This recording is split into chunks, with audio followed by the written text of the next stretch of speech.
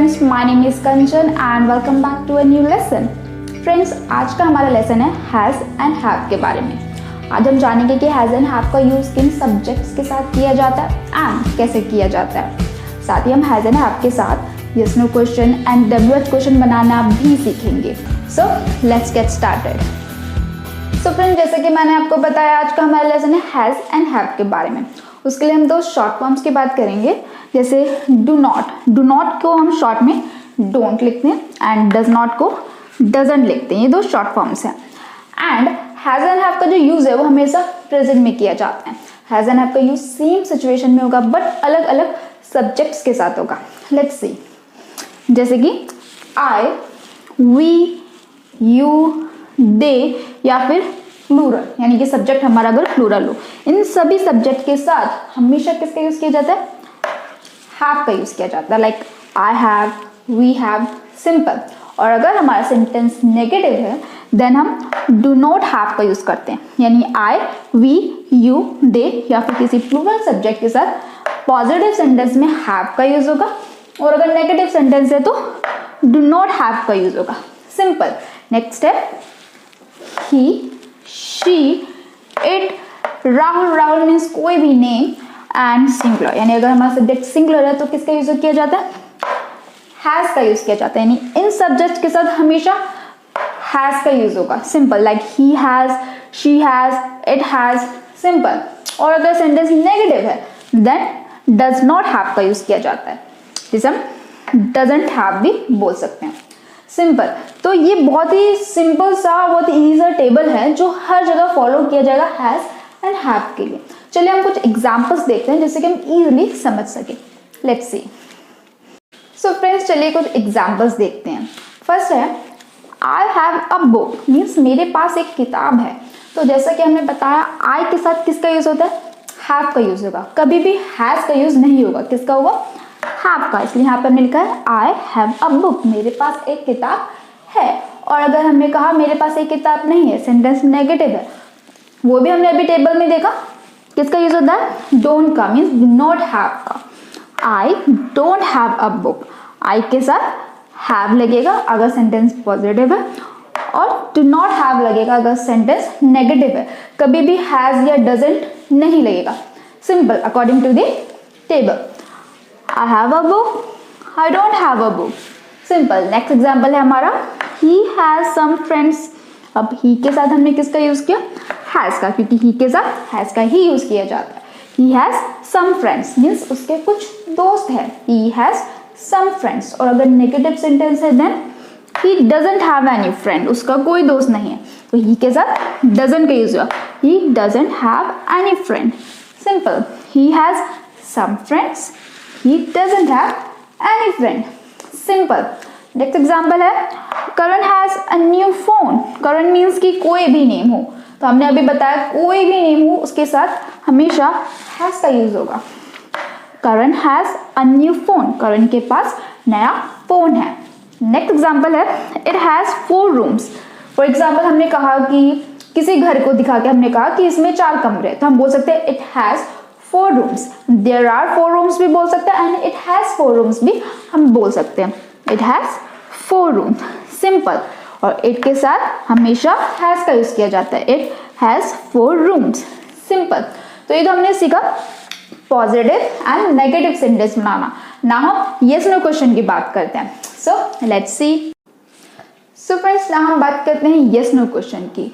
Yes no question बनाने के लिए बहुत ही सिंपल सा पैटर्न है, जिसमें सबसे पहले आएगा डू या डज, देन आएगा सब्जेक्ट, देन आएगा have.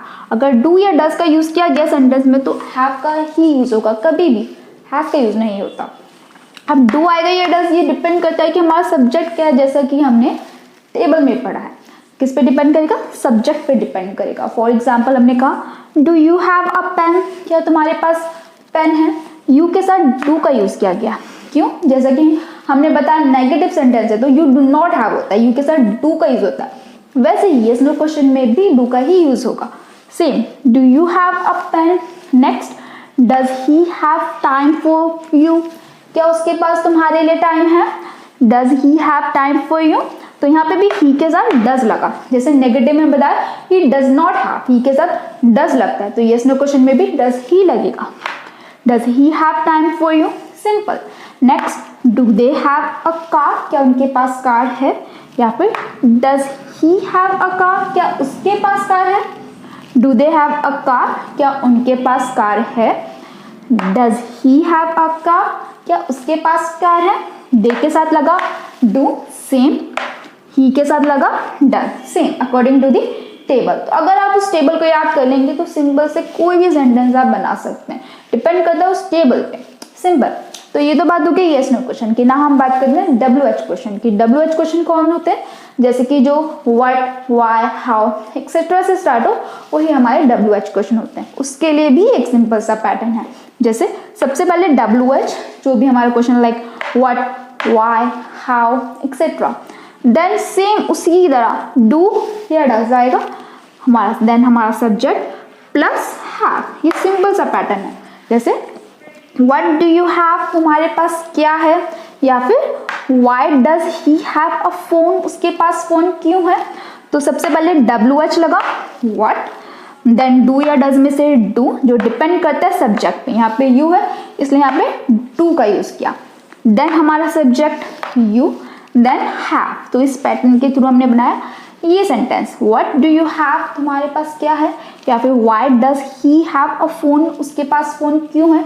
Same WH why, do या डज में से डज, क्योंकि हमारा सब्जेक्ट ही है, सब्जेक्ट है हमारा ही, then have, simple. Why does he have a phone, simple. तो ये तो बात हो गई यस नो क्वेश्चन की एंड WH क्वेश्चन की। ना हम बात करते हैं how much and how many की। So let's see. So friends, ना हम बात करते हैं how much and how many का यूज कैसे किया जाए क्वेश्चन बनाने के लिए हैज एंड हैव के साथ। उसके लिए बहुत ही सिंपल सा पैटर्न है, जैसे कि पहले आएगा हमारा how much, then UCN, UCN means uncountable noun. How much and how many के साथ countable noun and uncountable noun का यूज कैसे किया जाए, इसके बारे में हम पहले भी पढ़ चुके हैं। देन आएगा हमारा डू या डज, देन हमारा सब्जेक्ट, देन हैव। तो ये सिंपल सा पैटर्न है। फॉर एग्जाम्पल हमने कहा how much milk do you have in the class, class में तुम्हारे पास कितना मिल्क है।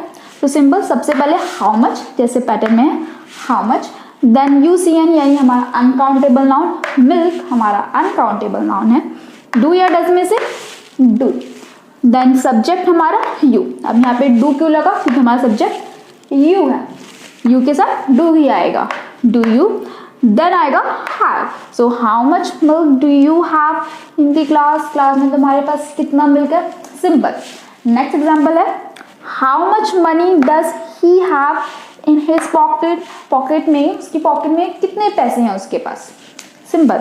तो सबसे पहले how much, then uncountable noun यानी मनी, देन डू या डज में से डज, देन हमारा सब्जेक्ट ही। अब यहाँ पे ही सब्जेक्ट है इसीलिए यहाँ पे डज का यूज किया गया, then have, then in his pocket, how much money does he have in his pocket, simple. तो ये तो बात हो गई हाउ मच के बारे में। ना हम बात करते हैं हाउ मैनी के बारे में। How many plus CN, CN means countable noun, जिसे काउंट किया जा सके वो नाउन, देन डू या does, then subject, then have, simple. For example हमने कहा how many cousins do you have, तुम्हारे कितने कजन्स हैं। तो सबसे पहले हाउ मैनी आया, देन काउंटेबल नाउन यानी कजन्स एक काउंटेबल नाउन है, देन डू या डज में से हमने किसका यूज किया, डू का, सब्जेक्ट क्योंकि हमारा यू था, then have, how many cousins do you have, simple.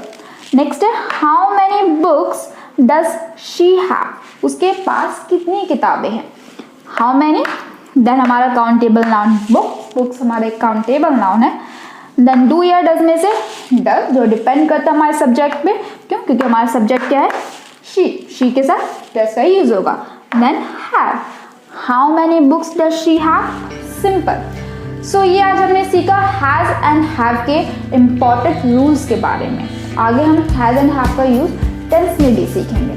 आज जो मैंने आपको टेबल बताया एंड साथ ही पैटर्न्स बताए, उसके थ्रू आप इजीली सेंटेंस बनाने की प्रैक्टिस कर सकते हैं। So friends, thank you so much for watching my video. If you liked it, please do subscribe and I'll be back with the new lesson soon. Till then, you take care.